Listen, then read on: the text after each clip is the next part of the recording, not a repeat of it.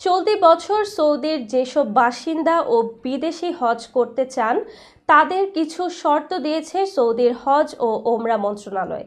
তারা বলেছে এখন পর্যন্ত যারা একবারও হজ করেননি এবছর শুধুমাত্র তাদের রেজিস্ট্রেশনের জন্য প্রাধান্য দেয়া হবে।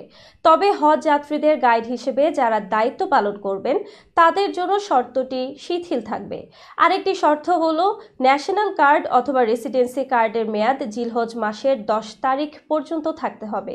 হজের রেজিস্ট্রেশনের সময় শতভাগ নির্ভুল তথ্য দিতে হবে। যদি কেউ ভুল তথ্য দেন তাহলে রেজিস্ট্রেশন বাতিল হয়ে যেতে পারে।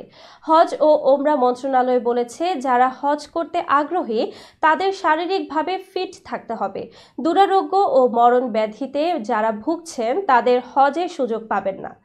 এছাড়া আগ্রহী হজযাত্রীদের হজের আগে মেনিনজিটিস এবং মৌসুমি ইনফ্লুয়েঞ্জা টিকা নেওয়া সম্পন্ন করতে হবে। এছাড়া হজের প্রোগ্রাম শুরু হয়ে যাওয়ার পর কেউ যদি হজ না করতে চান তাহলে তারা তাদের পরিশোধিত অর্থ আর ফেরত পাবেন না। এটি মেনেই রেজিস্ট্রেশন করতে হবে। হজযাত্রীদের সবাইকে স্বাস্থ্য ও প্রতিরোধ নিয়ম নীতি পবিত্র স্থানগুলোতে যাওয়ার নির্দিষ্ট সময় অনুসরণ করতে হবে। এছাড়া চলাচল, জড়ো হওয়া ও থাকার স্থান সংক্রান্ত সকল নির্দেশনাও কঠোরভাবে মানতে হবে।